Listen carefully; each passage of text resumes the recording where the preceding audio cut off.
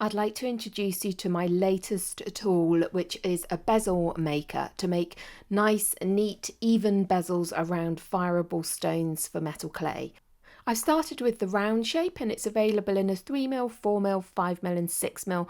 More sizes will be coming, the larger sizes later on.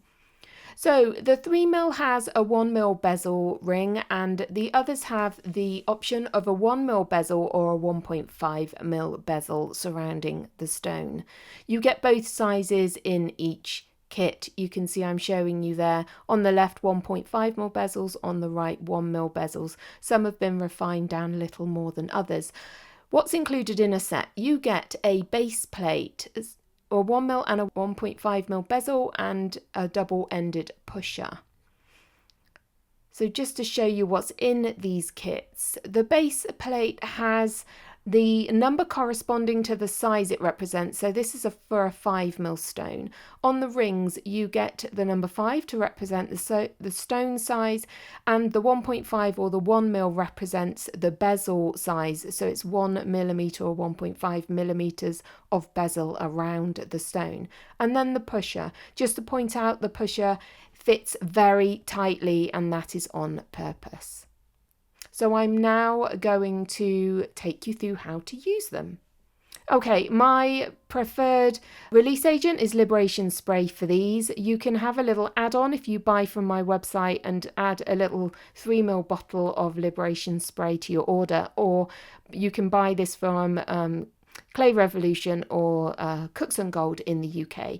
You just need a tiny little amount. I'm going to start with the 1.5mm bezel, the wider bezel setting, and I just put the ring into the base plate. It fits exactly. I want it with the numbers facing down. This is so you don't get clay trapped in the numbers, so the smooth side facing up. With a paintbrush, paint the release agent into that space reasonably generously. You want the whole space coated, so it's going to release the clay. I'm using Art Clay Silver in this demonstration. It's Art Clay Silver 999. It's just my clay of preference.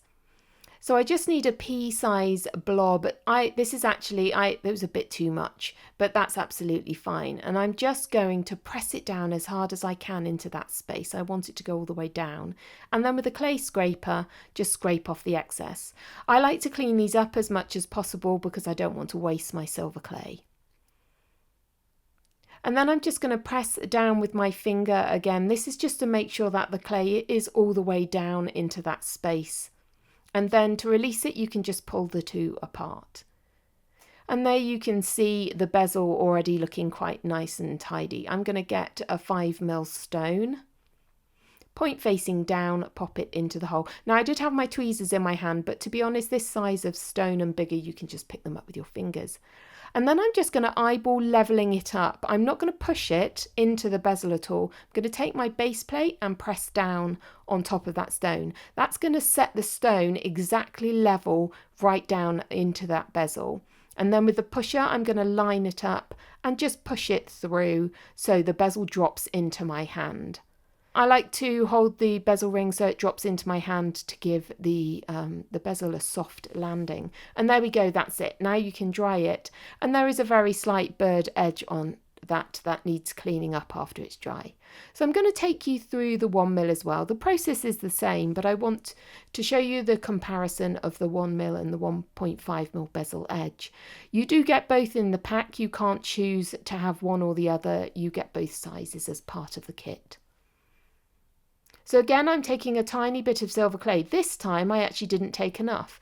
Now this is brand new lump clay out of a fresh pack. So I know if I grab an extra little bit, it's moist enough that it's going to stick to itself, so I could just add more. If your clay is a little bit older, I would add a tiny, tiny bit of water between pressing more clay in. And then the clay scraper again, just to clean up that excess clay, and then press down my finger again. I just want to make sure that that clay is right down in there, and then to separate the two, it's pretty easy, they pull apart. And there you can see that's the finer 1mm edge. Now this one's very neat. Occasionally they're not quite so neat. Now I dropped this stone in upside down by accident, so I just picked it up, tip it back out, and then put it back in with the point facing down.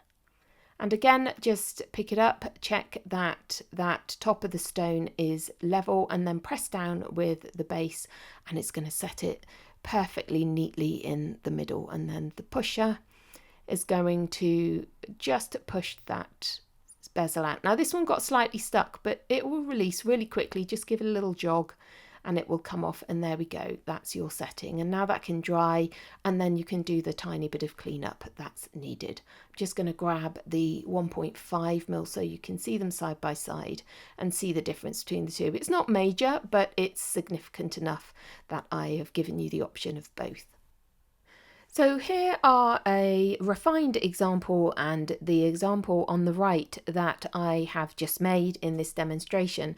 So the one on the left was dried and then refined simply with a baby wipe, just a quick wipe around. I wanted to keep that relatively sharp edge on the bezel, so I just wiped around with a baby wipe and that was it. That's all it's needed. So, you can see on the one on the right that hasn't been refined yet, there's very little needed in terms of sanding, or there's no heavy duty cleaning up. You could clean up with, as I do, a baby wipe, a very fine sanding sponge, or even like a cocktail stick or a toothpick. Some sort of wooden stick would do it as well. You do not need to sand these heavily at all. If you want to round off the edge, a sanding sponge is the best thing to do it. You can make a really nicely rounded bezel as well. That's just a matter of choice. So I just wanted to finish off with a couple of my finished pieces, and this is my lentil, and it's actually a class, and I developed these bezels to make bezel setting stones easier for my students, so you can see them in action here and how you get a very nice even bezel